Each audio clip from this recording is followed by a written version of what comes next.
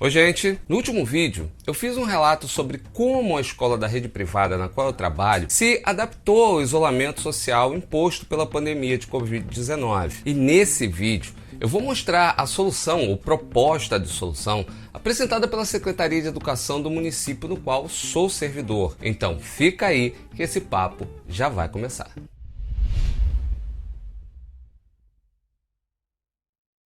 Antes de iniciar com o tema, eu quero te lembrar que esse canal agora tem um clube de membros. Por isso eu vou te convidar a conhecer os outros vídeos, se inscrever e caso os temas e vídeos sejam relevantes para você e você queira colaborar com a manutenção do canal, você pode se tornar um membro. É só tocar no botão Seja Membro aí embaixo e escolher uma categoria. E, é claro, fazer parte desse grupo dos melhores professores do Brasil. Bom, então eu quero esclarecer que além da minha experiência com as aulas remotas na rede municipal na qual eu sou servidor, também vou falar um pouco sobre o município onde eu moro e da rede estadual do Rio de Janeiro. Dito isso, então, vamos ao tema.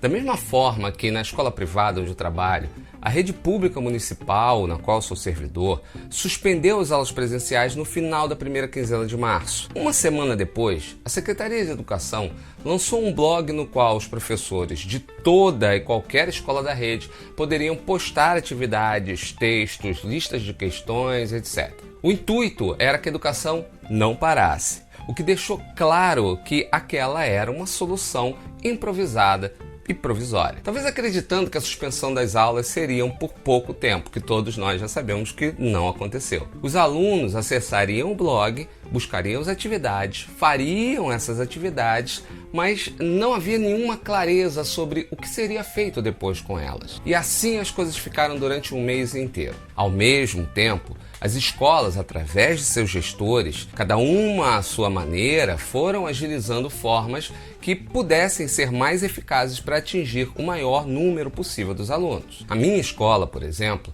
adotou o Facebook, por ser uma rede bastante popular entre os alunos e também entre seus pais. Inicialmente, através da criação de um grupo da escola, onde os professores postavam as atividades e direcionavam para as suas turmas. Porém, esse único grupo para todas as turmas da escola começou a ficar um pouco confuso, principalmente para os alunos e seus pais, já que o volume de postagens era enorme e não era muito fácil para os estudantes encontrar as atividades específicas de cada turma. Então, nesse esforço de tentativa e erro, não por falta de vontade da gestão, pelo contrário, por falta de uma solução institucional, decidiu-se criar um grupo para cada turma no Facebook e criar grupos de WhatsApp da mesma forma. Muitos colegas, inclusive eu, não toparam a proposta do WhatsApp por terem apenas um número de telefone pessoal e acharem que esse contato poderia se tornar um tanto invasivo, porque nem todo mundo tem a noção exata do que pode incomodar o próximo ou não. Sem contar que para contornar essa dificuldade, eu teria que comprar e bancar um outro chip, por falta de ação de um município que sequer põe o pagamento dos nossos triênios em dia. Gente, olha só, eu amo o que eu faço. Compro vários dos meus insumos de trabalho, canetas, tinta, uso o meu computador e até a minha internet móvel quando necessário. Mas eu sou um profissional e não um sacerdote. No, God, please, no! No! Mas esse fica sendo um tema para um outro vídeo. Em abril, um mês depois da suspensão das aulas, a Secretaria de Educação fechou parceria para o uso das ferramentas do Google, as mesmas que eu já vim utilizando na escola privada, como eu disse no último vídeo, que você pode conferir aqui no card que eu vou colocar aqui em cima e também no link que eu vou deixar aí na descrição. Bom, a partir daí foi aquela loucura, aquela correria para os colegas aprenderem sozinhos ou através de tutoriais em PDF que eram compartilhados pela direção com toda a boa vontade do mundo, porque você sabe que na escola pública boa parte do nosso trabalho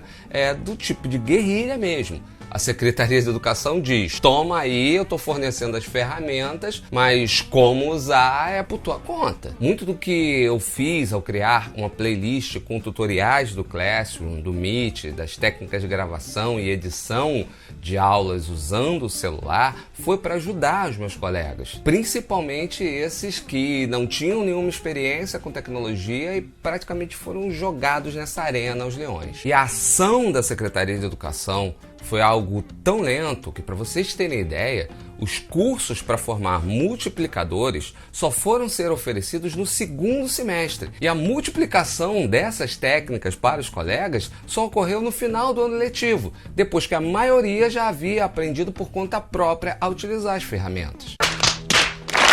Agora eu quero falar um pouquinho dos resultados, que em termos numéricos e também qualitativos, foi muito diferente, é óbvio, do caso da escola privada na qual eu trabalho. Desde o início, a participação dos alunos na minha escola e em outras foi mínimo, mas o mínimo mesmo. De uma média de 30 alunos que eu tinha por turma, a maior participação que eu tive em uma delas foi de 8 alunos, que depois acabou caindo para 6. E o motivo é o mais simples de todos.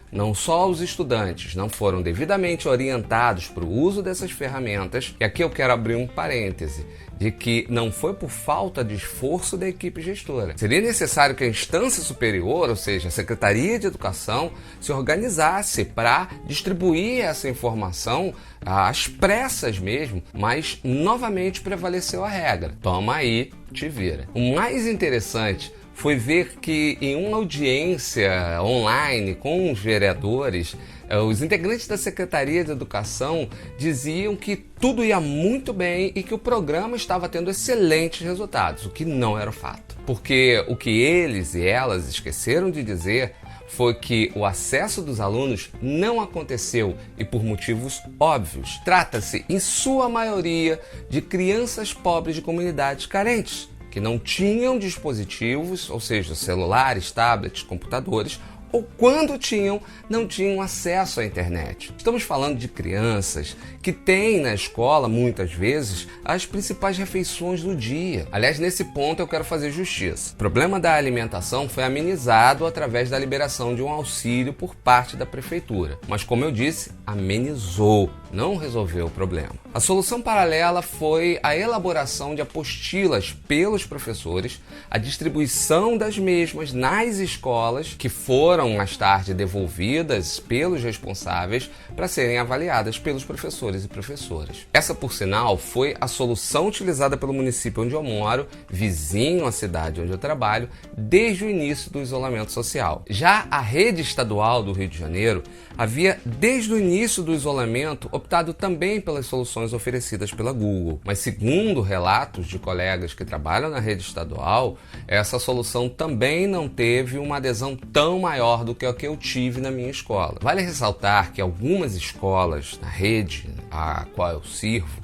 têm um perfil social de alunos um pouco mais incluídos, no padrão de classe média, inclusive. E certamente essas escolas tiveram uma adesão um pouco maior do que no caso da minha escola, que é uma escola típica de comunidade carente. Daquelas, gente, onde em dias de operação da polícia dentro da comunidade, ou de guerra entre traficantes, boa parte dos alunos não aparece, pois não consegue sair de casa. Bom, então, em resumo, na rede municipal, na qual eu sou servidor, o resultado dessas aulas remotas no ano de 2020 não foi dos melhores, não foi satisfatório, o alcance foi muito baixo e provavelmente nesse próximo ano que está para chegar, a gente vai ter muito trabalho para tentar de alguma maneira pôr em ordem essa relação entre o conteúdo e o tempo que foi